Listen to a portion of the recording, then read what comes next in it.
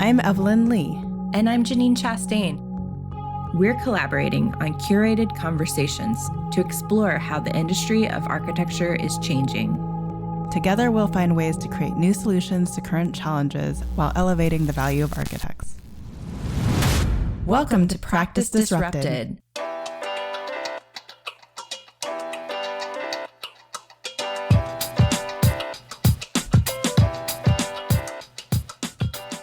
Hello, listeners. Hello, Janine. Hello, Evelyn. Hello, Disruptors. So today's conversation is one that Janine and I have been interested in addressing for a while, and I hope it proves to be as educational for our listeners as I believe it will be for me, because I have a lot of questions and am a firm believer that the culture of architecture in school and in practice needs to change. I think the subplot to this episode is really about a difference of opinion of what studio culture should be in an academic and professional setting. There are many inherited behaviors that we have just accepted as the norm in the way that architects practice. They come from historic models of how we teach and how we train our employees.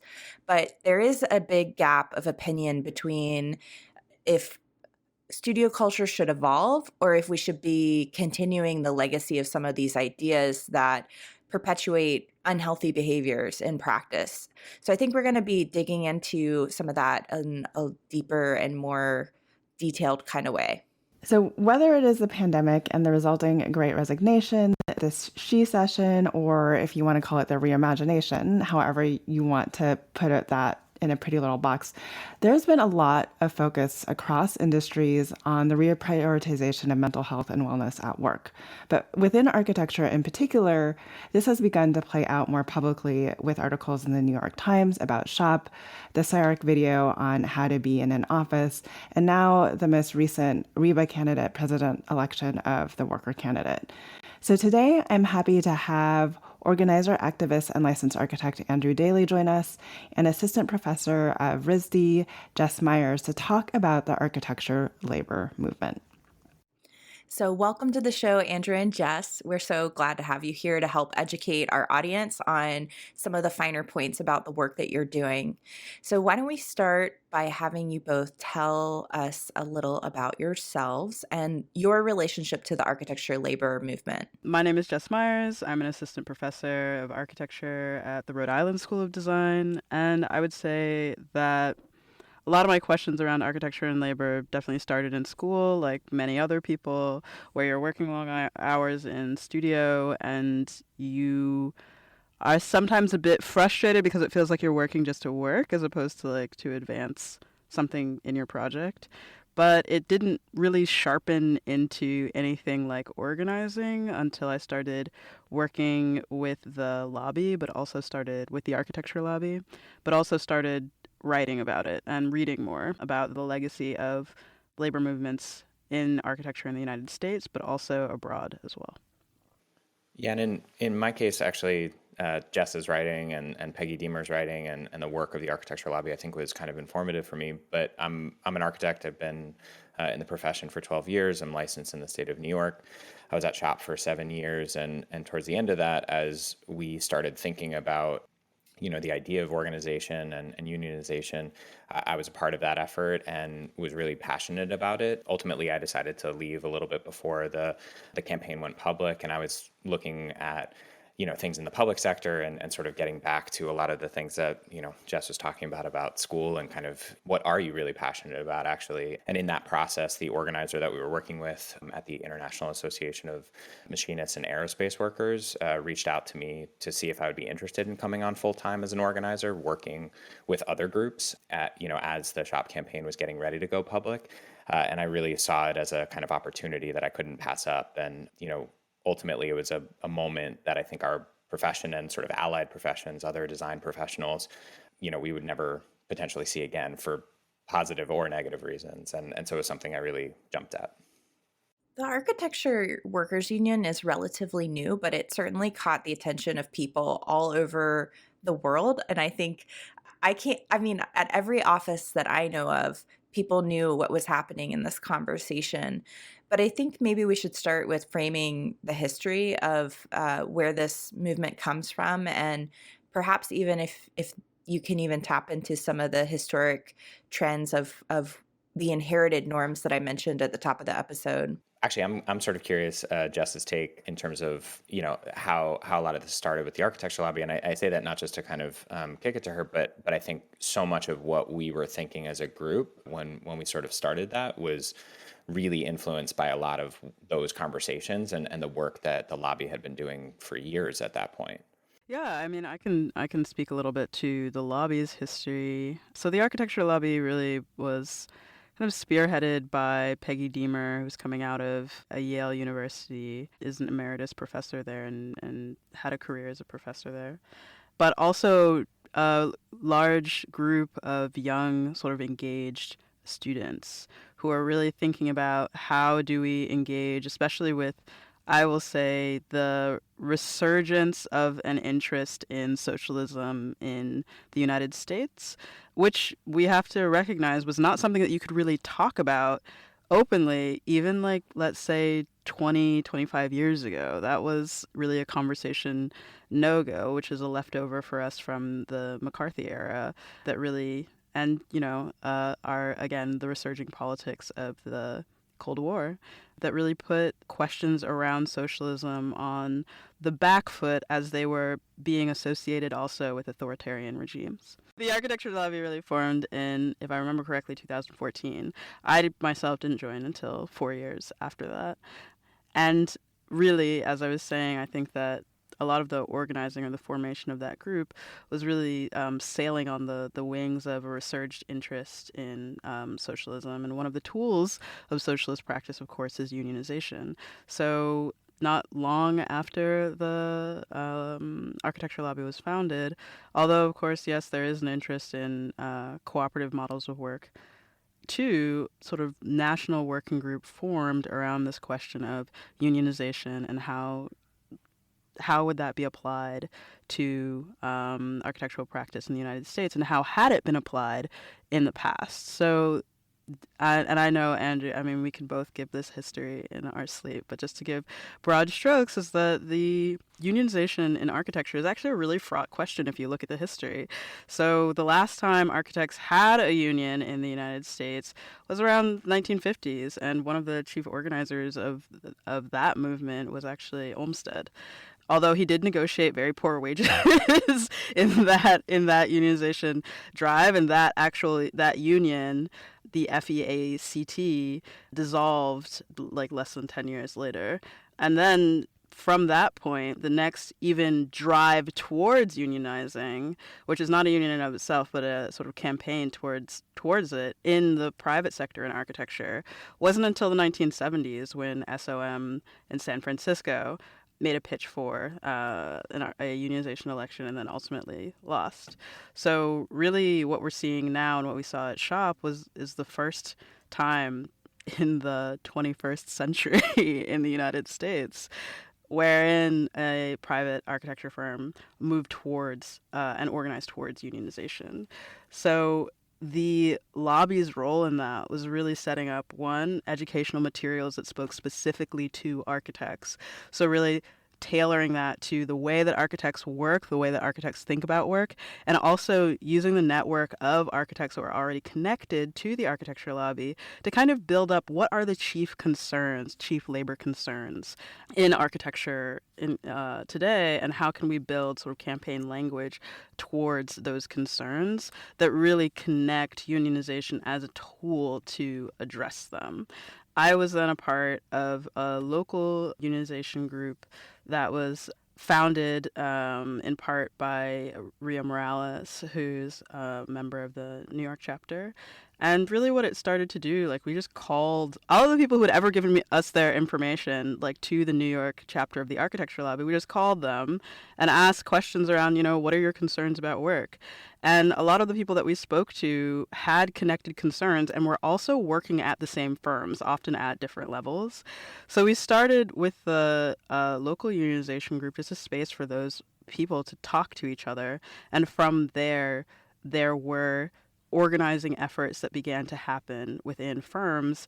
And from that, we saw like, oh my goodness, like this could really build up into a movement. And in order to do that, we need to find partners who have done this before. So we were speaking to other unions and also other types of workers, let's say not the typical faces of unionization, to give us a little bit of information about, what they had experienced. So we're talking about like Kickstarter and Vox, those sort of more tech and media-based unions. And then also ultimately reaching out to the Machinists Union, David, who Andrew already talked a bit about, to really provide the resourcing and the know-how for how do we take this to the next level. So that's really where the involvement was really in this effort of both education and connection, sort of building connections between workers to really discuss a subject that hadn't really been approached for years. I had no idea about the history of Olmsted or SOM, so that's super interesting. Just at the top of the show, you also kind of mentioned it's a global thing. It's not necessarily a U.S. thing. So there's obviously, and I don't want to go super deep into it, but could you give us some highlights of, some other movements around architecture, labor, and unions that are happening elsewhere? And I do know enough to say that I believe Portugal, like most of their architects are 1099 contract labor. Like they're not set up in firms the way that we are necessarily.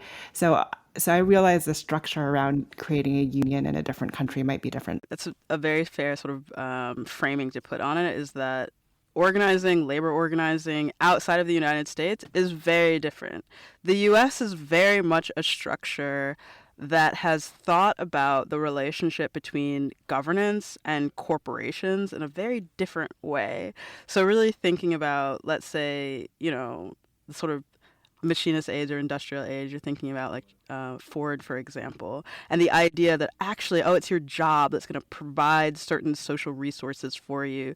Things like, Ford is providing things like worker villages where not only you have your job, but you also have your health care, you have food, you have housing that's really coming from your employer. So the idea was like, your employer is going to be this sort of social safety net that steps in, wherein in many other countries, those services were thought of as things that were tied directly to governance. So like the way that the labor movement works in the United States is very different. And, that's not even touching on the fact that the U.S. is like, initial labor force, if you're thinking about the beginnings of the United States, is also slave labor, which is, I'm not going to go into the movement, like peasant movements and like fiefdoms in other countries. But yeah, like that's very specific. That is very specific, where the United States like actually couldn't have been founded without this free and coerced labor. So I think really that question or that position towards labor has rested within the United States for a very long time, since its founding. So if we're looking internationally, we're actually seeing countries that have, in many ways, a longer history of worker movements that do stem from peasant revolts in the structure of fiefdoms, as well as many other questions about how to structure work as an aspect of society. So if we're looking at different countries' approach to unionization, often we're also looking at countries that have much more of their workforce unionized or in sort of worker collectives or cooperatives than the United States has or is familiar with. And there are many different types of unionization structures. So, for example, in Sweden, there is a sort of dual structure of unions where workers have their own unions that are to create a set of protections between them and their bosses, but then bosses also have a union to create a set of protections between them and clients. So there are many different models, but one thing that I do want to say is like having a union does not guarantee that you're also going to be satisfied with your work life. A piece of that is American sort of cultural hegemony, where we're exporting our cultural sort of norms internationally. So like if architects in the US are working like this, then in a way it forces other architecture offices around the world to have a position towards us, right?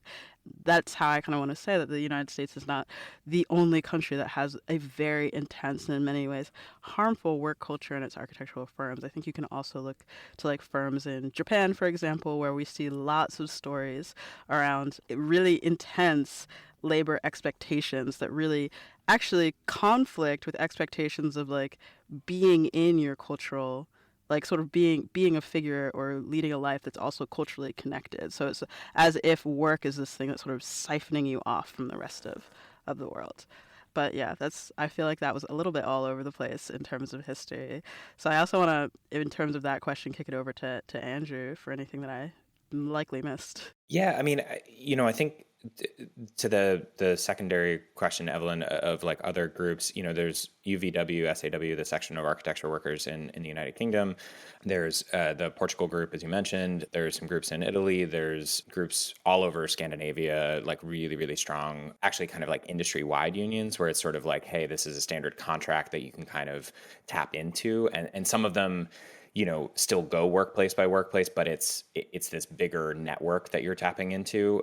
Some of them are just, you can go into it as an individual. So that gives a kind of different level, as Jess is saying, a kind of different level. There's also, and I didn't know much about this previously, but there are unions in China, right? And in other Asian countries, they don't necessarily have the same sort of power or kind of like social cachet either way, right? Positively or negatively. And they're sort of just seen as like a thing that's there. This exists all throughout the world, right? And the United States, I think Jess's kind of history of this is really perfect. I think the thing to kind of add to the discussion is, in the 30s and 40s, we had a sort of union density throughout the entire country of like all workers of, I think it was like in the 30s or 40s in terms of percentage, right? And now we're at like 7 or 8%, right? So what comes with that obviously is way less power ultimately, right? Like the more workers that are organized, the more power that you actually have. And I think, that was a huge message that we heard very explicitly from the architecture lobby in terms of their research and education and outreach. I think, as we were starting our effort, a lot of this came out, and this is not unique. You've heard this from Starbucks workers, you've heard this from REI workers, you've heard this from so many other folks, that a lot of this came out of the summer of 2020 and the assassination of George Floyd and what that kind of meant for how we think about our offices and our social structures and how we operate as a society. And it was in the backdrop of the pandemic and working from home and also having that luxury in a lot of cases to do that, but thinking about it as, okay, we want to reevaluate our practices. And I'll give most firm owners credit that they allowed the conversations to really kind of flourish and happen. I think when it came to kind of results, that's a much different discussion, obviously. But what that allowed was this kind of network of talking about these things and sort of saying, is this right? And could we actually tweak some things in a really minor way to increase access and representation? And I think that was sort of a start, right? But then we started thinking about this and thinking about kind of all the things that we're sort of alluding to and probably going to talk about a little bit more, that, okay, if we're going to do that and we're going to increase access, what kind of profession and what kind of environment and workplace are we allowing or are we fostering these people to come into, right? Is it supportive? Are we setting them up to fail? Are we, putting them in these abusive structures that they're just going to leave quickly anyway? Do we need to address the root issues in a lot of ways? And I think that's when we started seeing a little bit of pushback. And so we just started having conversations on our own on the side. And, some of us that had been, going to lobby meetings started thinking about, okay, well, what are other ways? What could this look like? And I won't count myself as the originator of this at all. I do not take credit of that. There were some other people that were really pushing this and had been pushing it for years in different ways that ultimately, made the connection with David at the Machinist and kind of started those conversations. And, the reality with organizing is that it takes a long time. And that's because there's no shortcuts. There's not a whole lot of power at the beginning, right? And what you have to do is not only hear from everybody, but you have to kind of meet them on their own terms and not assume you understand what their issues are. So you have to actually like kind of hear that and be like, okay, cool. Let me take that in. Let me readjust my own thoughts on this. Let me give you information too, so you can potentially, reevaluate. But it takes a lot of kind of one-on-one conversation to make that happen. And, just frankly, that takes time. And, all of this again was about, we love what we do. We love who we work with. We love the projects that we get to work on. Shop has an incredible amount of talented people that are driven, that are focused, that are all of these things. We just wanted to feel, fully supported, and that the job was ultimately sustainable. We had a lot of research too of people hitting a burnout at like 3 years or 2.5 years or whatever it was, that kind of like, and sort of at like the age of 30. And sort of looking at this, and I don't think data was all that different from other firms. We didn't have it at the time, but sort of then you kind of get this like, okay, do I have to move to, a more corporate firm where I can work 9 to 5, or do I have to like just go out on my own, or do I have to take out a loan because eventually I'm gonna like have to buy into this firm? And it's like, all right, well, those decisions are ultimately only really available to a certain set of people anyway, right? So really thinking through all of that, I think, pushed us into these conversations. I do think a lot of the switching that firm owners have seen and firm leaders have seen from people going from one firm to the next has been in search of this question that, can I get away from this culture? And what a lot of people realize is it's kind of embedded into every firm in some ways at different degrees of severity. But I think a lot of people are trying to figure out, are there firms out there that operate in a way that are different than the way that we've inherited this profession? And my early exposure to some of these, I don't know much about unions, but my exposure to this topic really was through the lens of an academic studio setting where we would talk about studio culture.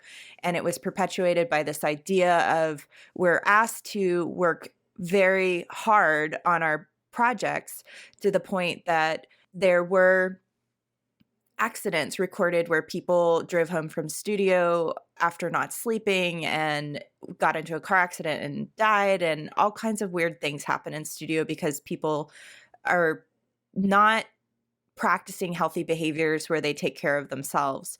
And then they go into the profession, and there's a lot of firm owners out there that just don't question some of these ideologies about the way, how hard we should work and how much time we need to give to the project, and that you're never going to have a final product. You're just going to keep iterating to the point it's in pursuit of an endless idea of perfection. And so I guess that I want to ask a couple of questions in this comment, which one is, did your research take you into topics on the pedagogy of architecture, including references to the Bauhaus, and also in the movement where we had architects and we had draftsmen at one point, and then now we're at this like crazy point where architects are the draftsmen, or the people that are training to become architects become the draftsmen because of the technology? So that's one question.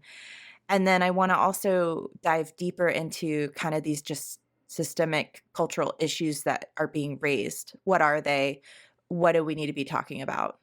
Yeah, so many thoughts, right? I mean, one easy jump in, I think, in a lot of ways, thinking about kind of going back on this too, and always re-examining the history, which I think is really critical. And I think Jess gave a really good summary of that earlier. I think one of the examples that I use all the time is this kind of idea that we've always been taught that the architect is this sort of like creative genius that is working alone in the attic by themselves, right? Like the fountainhead and all of this stuff, right? That is frankly just mythological, right? And not real. It's not the real story. And like the easiest one to kind of unpack is Frank Lloyd Wright. This person that we're always referring to, good and bad, right? But like ultimately generated so much of how we think about architecture, how we think about practice, how we think about pedagogy. And what we don't ever talk about, and we talk about him as a singular figure that created all of these things on his own, was incredibly prolific. What we don't talk about is that ultimately those studios were filled with hundreds of people, right? And it was a machine for production.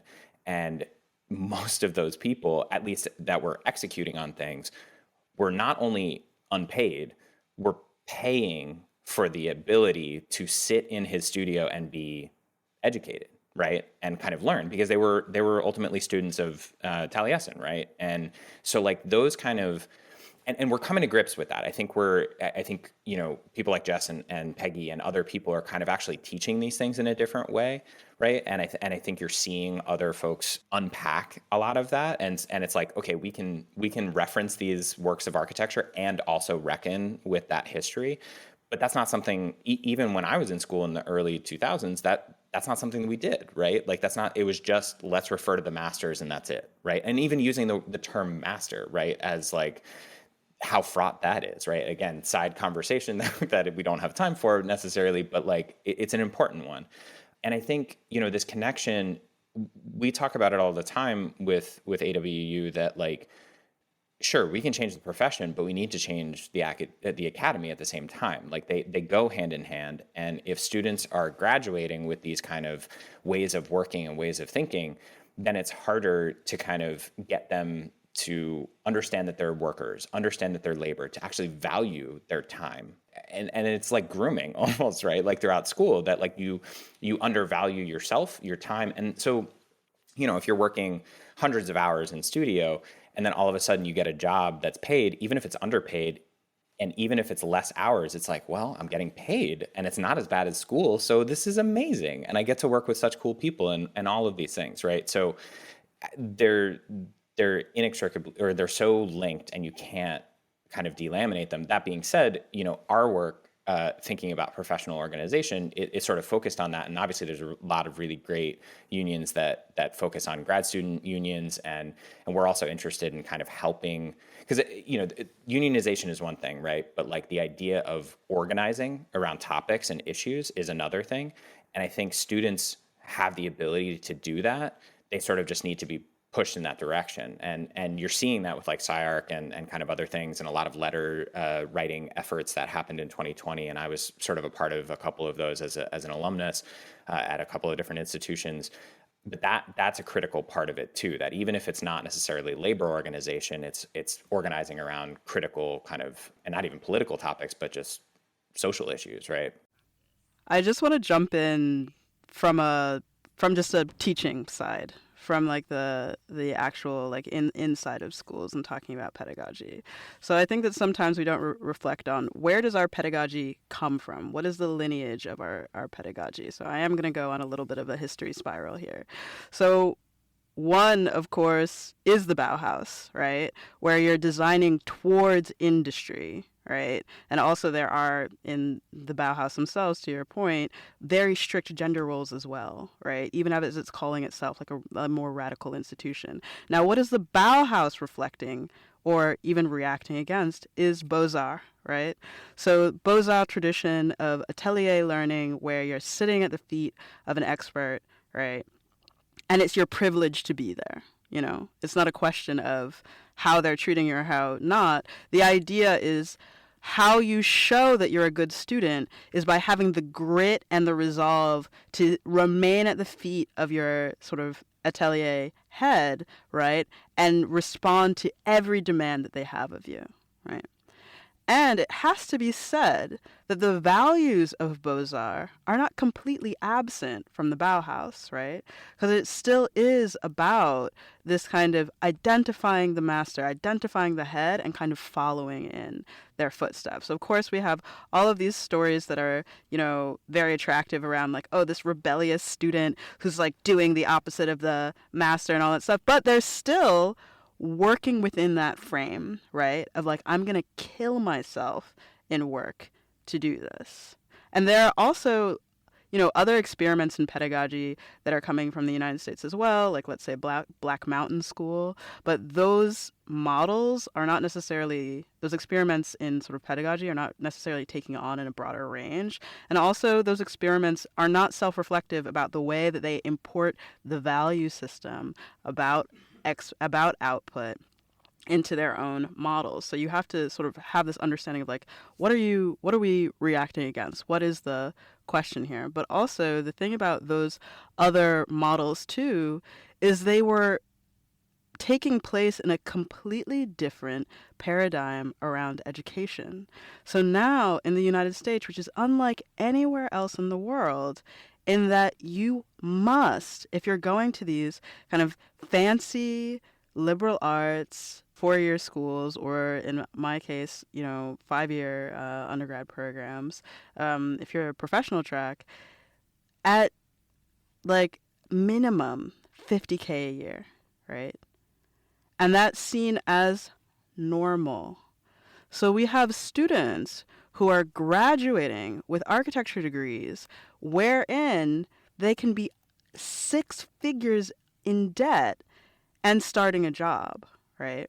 So that puts an even further constraint on where and how you can work and whether you can move around or hop around to different jobs, right? Because you have this, $1,000 or $1,500 is to pay a month, this additional basically rent bill that you're paying a month for your education. And on top of that, too, with the U.S.'s, reliance on international students to pay full ticket fare for these programs, what happens after that? Then students need visas, right? They only get OPT for a couple of years, and then they need their job to sponsor them. So what does that do? It traps you within a certain firm where you really can't advocate for yourself because your entire residency is reliant on your job, right? So as the school is also wrestling with pedagogy, we also have to understand how we're wrestling with the economic position that we put our students in as well.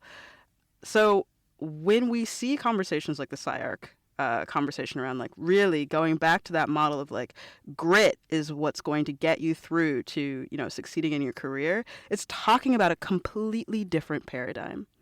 Folks are not drowning in debt when those speakers, when that panel was graduating and getting into their careers, right? And at the same time, coming through how many recessions? So I think understanding the political context, which I know is like, this is architecture, we hate it, is very important to understanding, why are students reacting in this way, and why should we be questioning the pedagogy that we're importing from different sort of cultural expectations that very much could not even imagine the way that we are managing education in our time. Basically, like just to conclude these points, I would love, and this is something that I'd really like to write about, for professors to really think about where their value system comes from, right? What do you consider to be rigorous? Why? Where did you get that idea from? And it's not to say that like, your ideas about rigor are totally wrong. It's to say that, do you have a command in your own pedagogy about why you are judging a thing in the way that you're judging it, or why you're asking for an iteration? And that was the thing that I wanted to talk about, actually, is iteration. So I think that this idea that like doing something over and over again creates excellence is something to explore, because the way that it translates into architectural practice is actually terrible business, right? And I'm not saying that as a joke. I'm saying that if we are in this sort of practice of iterate at infinity in school, we don't give space for students to look at what they've actually done and make critical judgments about what falls in line with what they are trying to do in the project and what isn't. If we're just saying like, redo, redo, redo, redo, where is there space to develop the expertise in order to judge what you would recommend a client moves forward with, right?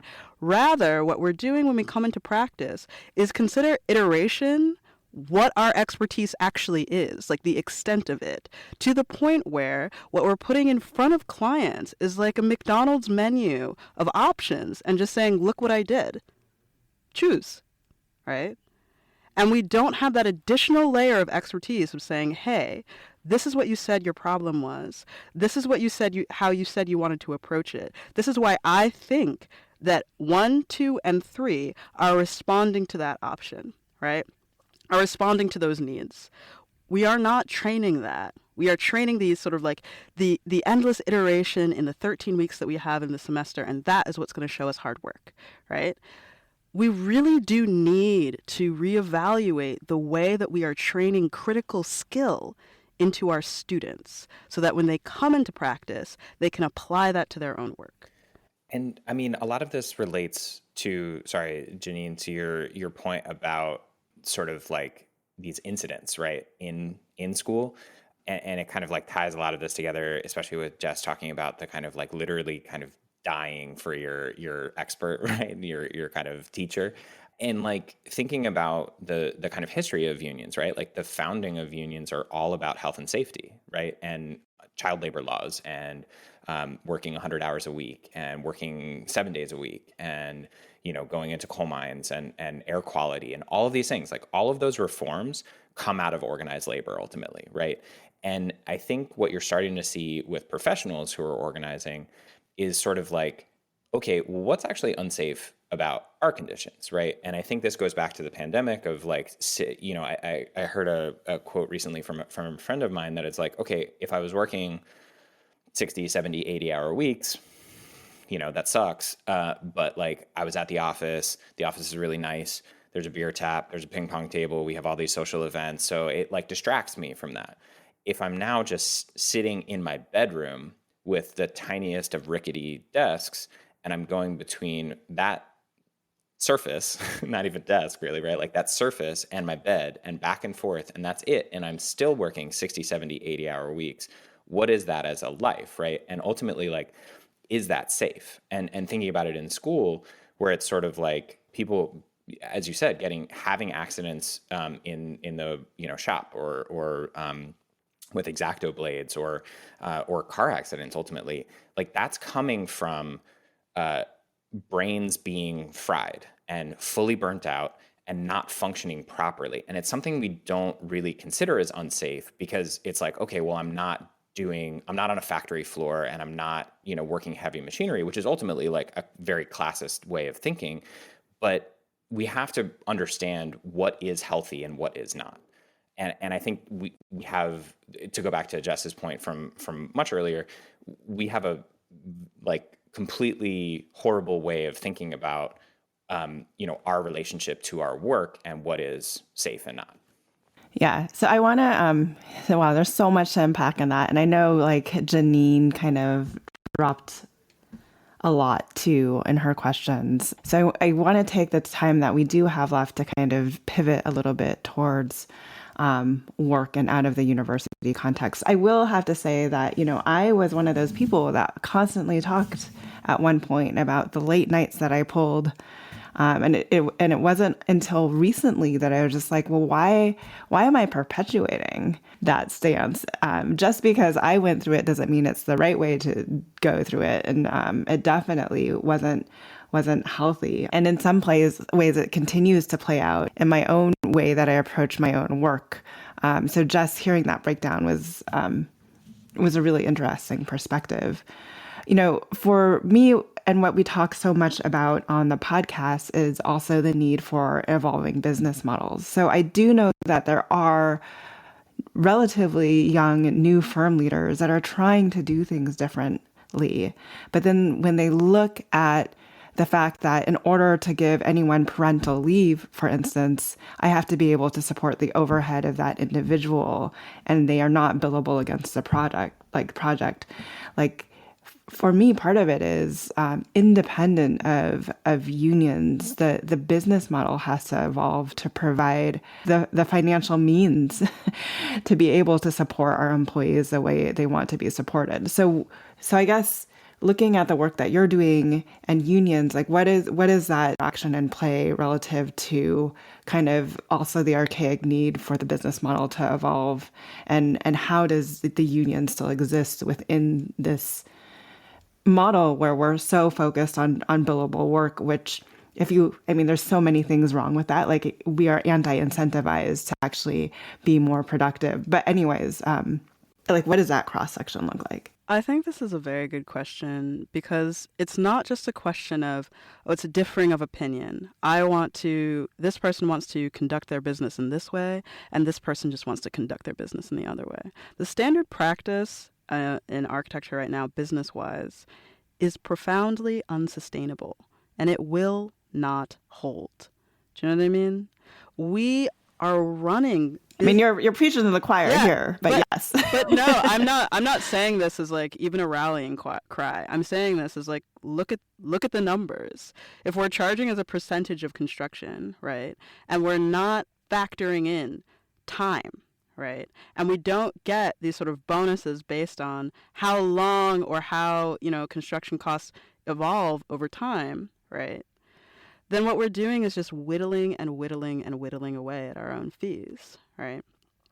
So when that happens, what gets relied on, of course, is unpaid overtime, right? In order to meet these standards, we cannot pay for overtime, which makes, going back to what Andrew was saying about Taliesin, is essentially just donating to your firm, right? You're donating your wages to your firm for them to meet a business model that fundamentally does not work, right?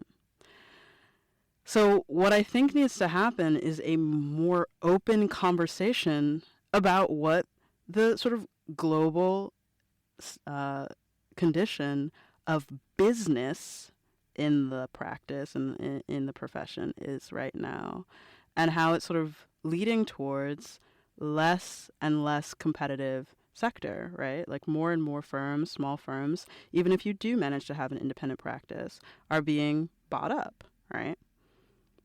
Are being acquired if they're not folding, So I think that this is why I found the sort of Sweden example interesting, not because Sweden is a perfect example. I'd like to push back against sort of Scandinavia as like this sort of socialist wonderland.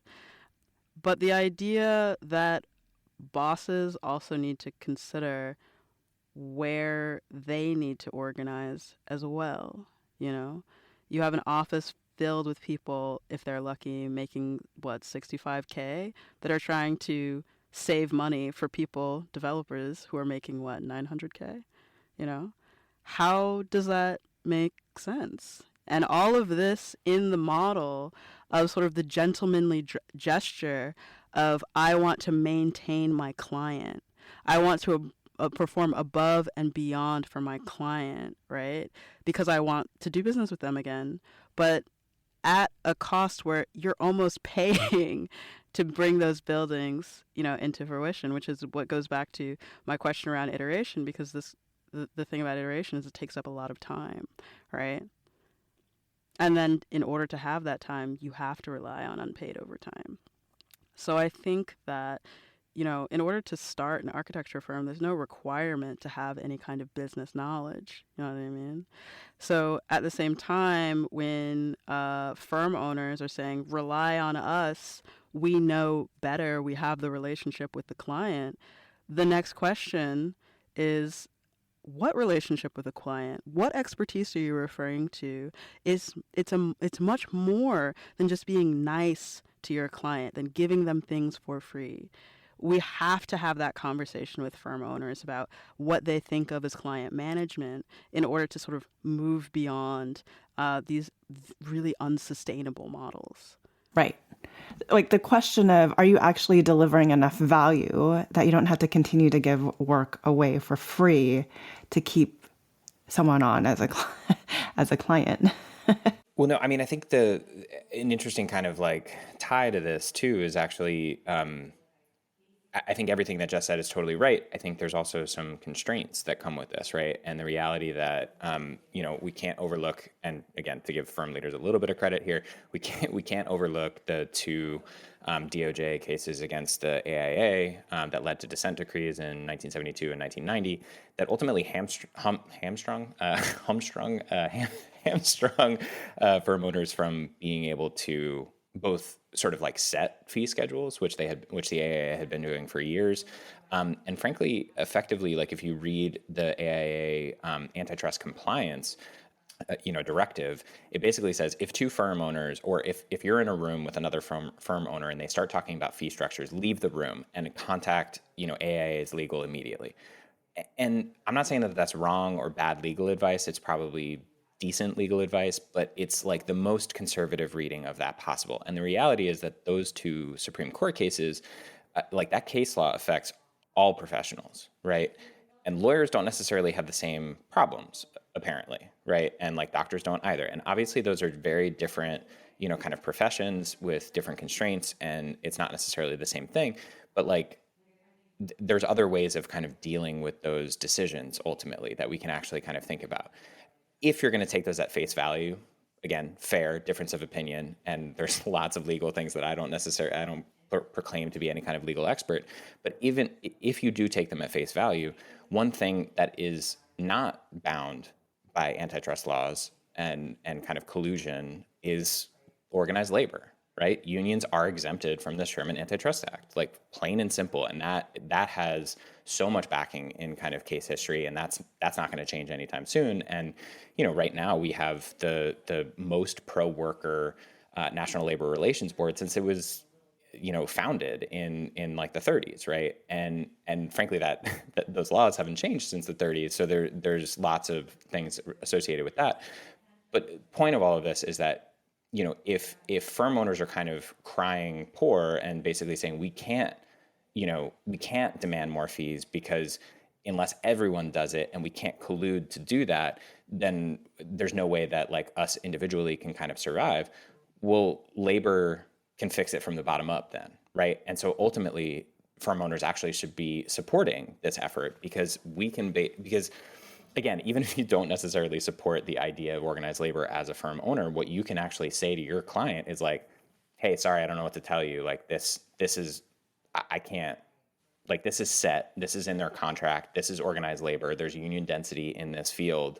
That's just what it is. And that's frankly what you see in the entertainment industry, right? Like the way the entertainment industry works, and to be clear, there's many problems there, but like every actor, every grip, every PA, like people that are working on sets every day of the year with like very minimal kind of, ultimate sort of like on-screen time or anything like that, they know exactly what they're going to get, right? There's a base minimum contract that everyone abides by.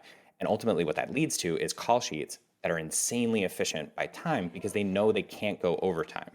And if they do, it's exponentially expensive and everyone knows what that is. So that comes with two things, right? Either you walk on set and it's like, cool, I'm walking off set exactly when I know I am. And if I'm not, I get paid quite a bit to still be there. And so why can't we have the same sort of structure, right?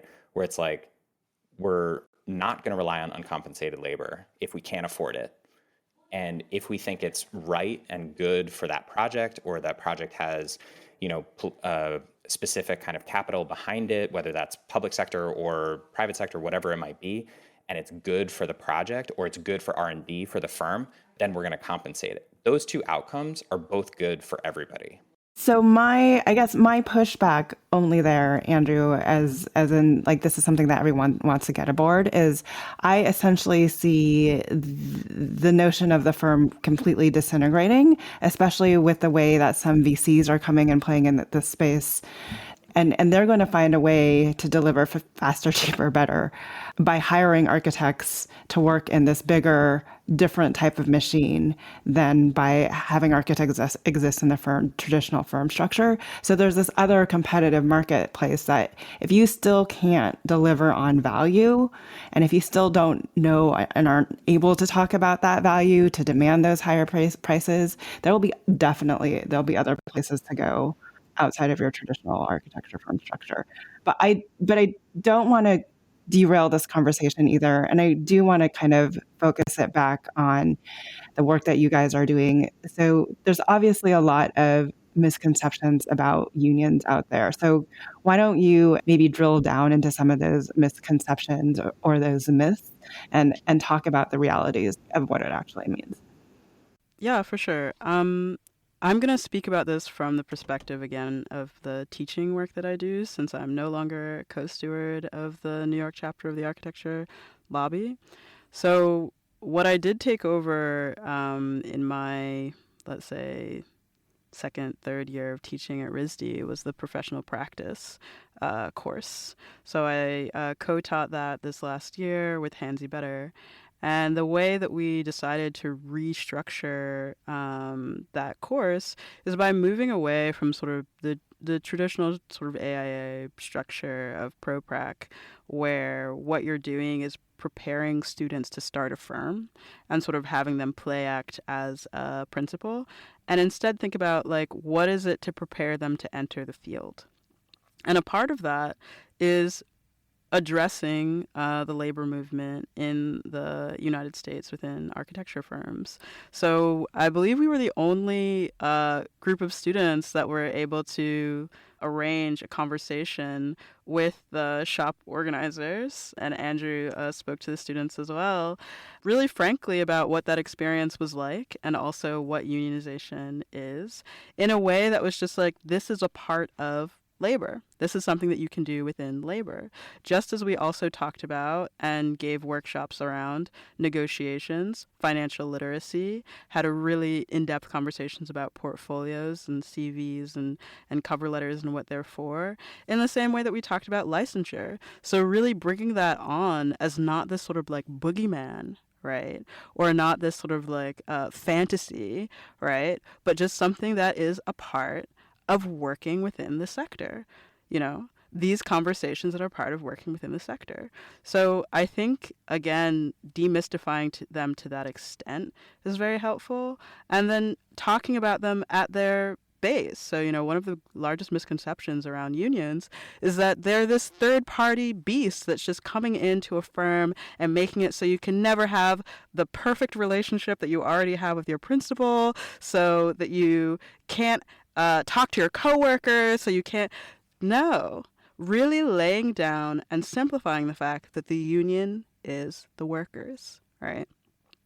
And the contract negotiation is what workers within the firm are asking for, and often should really not surprise principals at all, because they've likely been approached on individual levels. So sort of the way that these accommodations typically happen within firms is that you go and you rely on some sort of leverage that you have with your principal, and you ask for a special treatment for you individually that does not map out to your coworkers, right? So this unionization structure is ensuring that any accommodations that are made for all workers, right?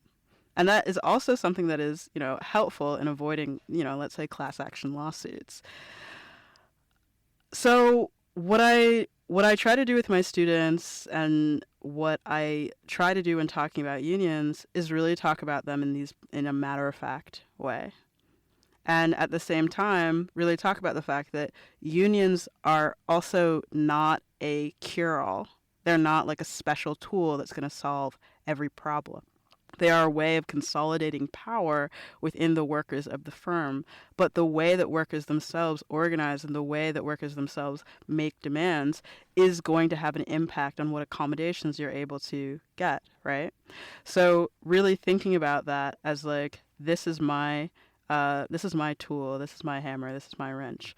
And the way that I do that, I work with this, is an expression of my skill at organizing. So oftentimes folks aren't reflecting on the relations that they already have within their firms. Are you the person who's constantly interrupting someone in meetings?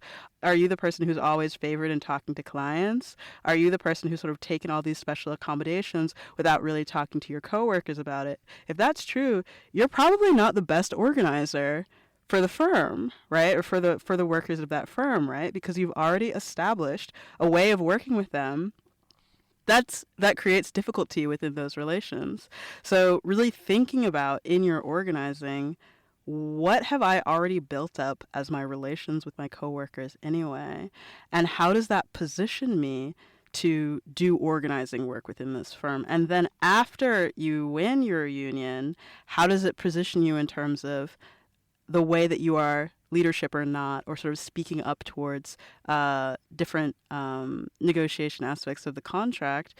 Are you someone who is a bit older and therefore doesn't have the same concerns as your younger colleagues, and then would go to bat a bit more for things that they, that don't actually impact them, like really thinking about that, right? Because that is going to be a part of the way that you think about strategy towards organizing in your workplace. So I don't want to represent unions as this thing that is just like an absolute net positive good and always going to be this sort of magic wand that you wave over your workplace and then all of a sudden it's great.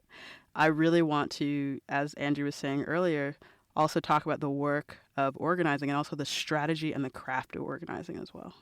Yeah, it all really critical, right? That it's not like, oh, cool, you're going to connect with me as an organizer. The IAM is going to come in, gift you a contract that's going to double your salary overnight, and then you don't have to think about it ever again. Like there is really so much work that comes into it. And, to address the question directly, sort of misconceptions, right? Like one of the biggest ones is that like unions only protect lazy workers or whatever. And not only is that sort of like ableist in its own right, to kind of use the term on its head, it's like, I just don't like, I don't think I've ever really met a quote unquote lazy architect, right? Or designer, right? Like everyone works incredibly hard that I've ever worked with and like is putting all of themselves in it. And ultimately, as we've both been saying, the work of organizing is really difficult. It takes time, it takes effort, it takes dedication, it takes compassion and empathy and all of these things.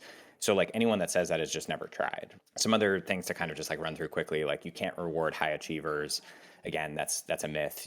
Whatever you want in your contract, we advocate for floors and sort of like base, like brackets of things where you don't necessarily have a top, right? So if people want to go and still negotiate more than that, go for it, right? And again, entertainment industry, perfect example of that. You can't talk to your PM anymore, right? Because you've set up this sort of division. Frankly, in the case of architecture, most PMs are going to be in the union, right? So it's like, yeah, you can still talk to them because they're actually your collective bargaining mate, right? But even if you're thinking about management, it's like nothing prohibits you from talking about how you do your work, right? There's actually structures set up for some of this stuff in terms of grievances and things like that. But like in terms of everyday communication, the contract is not supposed to prevent you from being able to do work as a business, right? So again, just misconception. You'll have to go on strike is a really great one. That's like the only tool that you have. The reality is like, I think 0.5% of our campaigns wind up going on strike. 99+% don't. It's that strikes get more immediate attention. They're very effective as a tool, but as Jess said, with unionization being one tool, strikes are one tool in your toolkit, and you can use it. And often the threat of a strike, not even actually having to go on strike, gets you what you need, and it's sort of a last resort. They're ultimately hard on workers, so we don't usually recommend them. The third party one, Jess, thank you for bringing that up. That's a great one. The workers are the union. We are the representation. We provide legal backing and negotiating power and all of these things and advice. But it's like if the workers are not organized themselves and sort of doing the work themselves, then there is no power there ultimately, right? They're corrupt, they're militant, like all of these things, right? And I think they come, like all sort of misconceptions, they come from, a kernel of fact that might have been true at some point.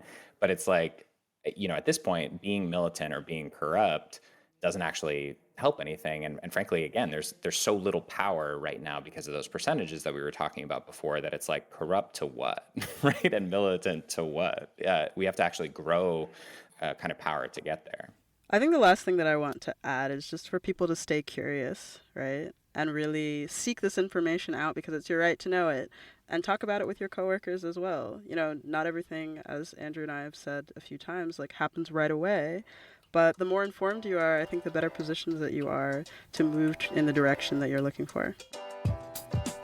Hi, Disruptors. If you like the content from today's show, you can find all of our past episodes over on practiceofarchitecture.com/podcast. Be a part of the conversation by joining us, our speakers, and others in our community at practiceofarchitecture.com/community. Our social media handle is @practiceofarch. That's @practiceofarch. We love to hear from you. Drop us a note to say hello.